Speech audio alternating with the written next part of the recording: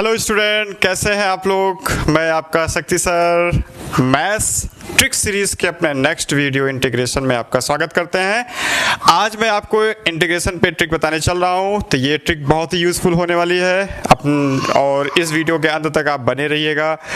पहले मैं आपको इस ट्रिक को लगा के दिखाऊंगा, फिर मैं इस ट्रिक के लगाने की कंडीशन आपको बताऊंगा, फिर उसके बाद मैं आपको बताऊंगा कि ये ट्रिक आपको कैसे लगानी है और आप इस ट्रिक को लगा के कैसे सेकंडों में क्वेश्चंस को सॉल्व करेंगे। तो आओ स्टार्ट करते हैं। देखो, ये हमारा पहला क्वेश्चन है, इस पे मैं वो ट्रिक लगाने जा रहा हूँ। अब इस ट्रिक को लगाएंगे तो इसका आंसर डायरेक्टली हो जाएगा -1 into log of x -1 plus log of x -2 हो गया। पहला क्वेश्चन हमारा सॉल्व हो गया। दूसरे क्वेश्चन में चलते हैं। -8 into log of x -1 plus 11 log of x -2।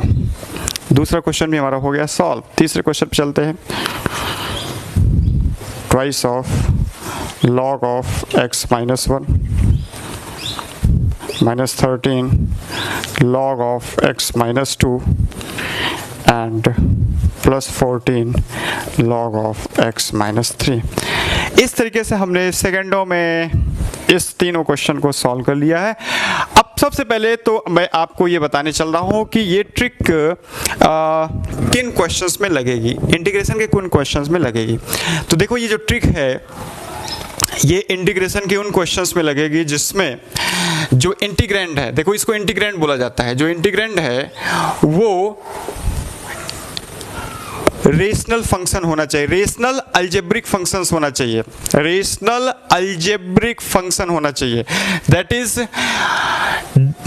Is fx upon gx type का फंक्शन होना चाहिए, fx अपॉन gx, जहां पे fx पॉलिनोमियल और gx पॉलिनोमियल होना चाहिए। दूसरी चीज ये है कि जो आपकी इसमें अब कंडीशन नंबर 1 ये है कि जो डिनोमिनेटर होना चाहिए वो लीनियर फैक्टर होना चाहिए। देखिए, सारे क्वेश्चन में जो डिनोमिनेटर है वो लीनियर फैक्टर का प्रोडक्ट है, लीनियर फैक्टर का प्रोडक्ट होना चाहिए डिनोमिनेटर में।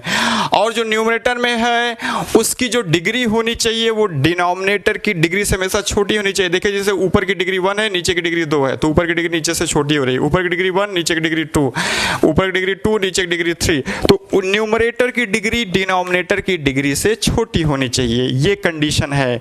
कंडीशन फिर से मैं आपको समझा रहा हूं। पहली चीज तो जो फंक्शन होना चाहिए वो डिनोमिनेटर में लीनियर फैक्टर का प्रोडक्ट होना चाहिए। और दूसरी चीज क्या कंडीशन होनी चाहिए कि ऊपर की डिग्री हमेशा नीचे की डिग्री से छोटी होनी चाहिए। अगर ये दोनों कंडीशन फुलफिल होंगी तो ये क्वेश्चन आप सेकंडों में सॉल्व करेंगे। तो अब मैं आपको कंडीशन बता चुका हूं, अब मैं आपको बताने चल रहा हूं कि इस ट्रिक को लगाया कैसे जाएगा। तो आइए समझते हैं।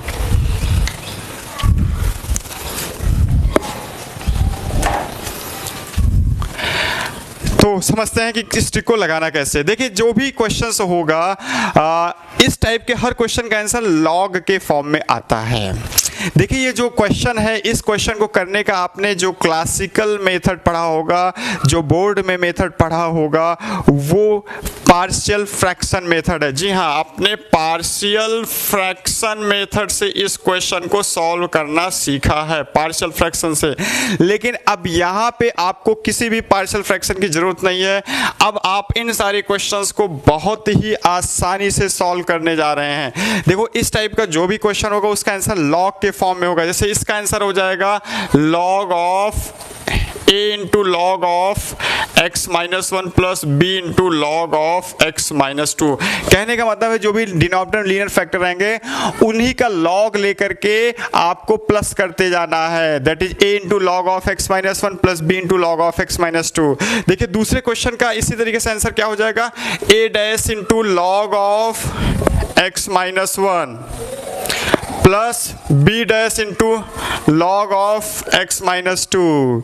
ठीक है, इसी तरीके से तीसरे क्वेश्चन का आंसर हो जाएगा a double dash into log of x -1, या इसको p ले लेते हैं, p into log of x -1 plus q into log of x minus 2 plus r into log of x minus 3। अब इसका फॉर्मेट हमने समझ लिया कि आंसर का फॉर्मेट क्या होगा। अब हमें यहाँ पे a b, यहाँ पे a डैश b डैश, यहाँ पे p q r की वैल्यूज निकालनी है। तो आइए समझते हैं कैसे हम वैल्यूज निकालेंगे। देखो a का मान निकालने जा रहे हैं, तो इस लीनियर फैक्टर को इक्वल्स टू 0 करके x निकालो तो x इक्वल्स टू 1 आएगा। अब इस इंटीग्रेंड में सिर्फ इस लीनियर फैक्टर को छोड़ करके x इक्वल्स टू 1 रखो, जहां जहां x है वहां 1 रखो, सिंप्लीफाई करो तो 1/1 माइनस 2 दैट इज -1 हुआ। तो यहाँ पे a की वैल्यू हो जाएगी -1, ठीक है। तो a को हमने रिप्लेस कर दिया -1 से। अब मुझे b की वैल्यू निकालनी है, तो इस लीनियर फैक्टर को बराबर 0 करके x निकालो, 2 आ गया।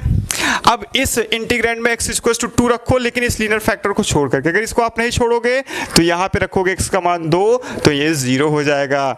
इसलिए इस यहाँ पे बचाना है आपको, x इक्वल्स टू 2 यहाँ पे नहीं रखना है। तो ये कितना हो जाएगा 2/2 माइनस 1 दैट इज यहाँ b की वैल्यू हो जाएगी 1। हो गया। अब आइए इस तरीके से इसको समझते हैं। देखो यहाँ पे a डैश का मान निकालना है, तो यहाँ पे फिर से x माइनस 1 इक्वल्स टू 0 रख के x इक्वल्स टू 1 आपने ऑब्टेन किया। अब x इक्वल्स टू 1 रखो, लेकिन इस लीनियर फैक्टर को छोड़ करके। तो यहाँ 3 × 1 3 प्लस 5 8 8/-1 दैट इज यहाँ पे हो जाएगा -8। अब हमें b डैश निकालना है, तो हम क्या करेंगे, यहाँ पे इस लीनियर फैक्टर को 0 करके x निकालेंगे दैट इज 2 आया। अब आपको इस इंटीग्रेंड में 2 रखना है, लेकिन इस लीनियर फैक्टर को छिपा करके। तो हो जाएगा 2 3 6 6 प्लस 5 11 11/2 माइनस 1 1 दैट इज 11। तो b डैश की वैल्यू हो जाएगी 11। अब आइए यहाँ पे इसी तरीके से p q r के मान निकालते हैं। देखो p का मान निकालना है, तो x माइनस 1 इक्वल्स टू 0 रखिए और x में निकालिए कितना आएगा 1। अब आपको x इक्वल्स टू 1 रखना है इस इंटीग्रेंड में, लेकिन इस लीनियर फैक्टर को छोड़ करके। तो 3 × 1 का स्क्वायर 3 3 प्लस 1 4 4/, हो जाएगा -1 एंड -2 दैट इज 2, नीचे 2 हो जाएगा, तो 4/2 2। तो p की वैल्यू हो जाएगी 2। इसी तरीके से हमें अगर q की वैल्यू निकालनी है, तो हम x माइनस 2 को इक्वल्स टू 0 रखेंगे और यहाँ से x निकालेंगे तो 2 मिलेगा।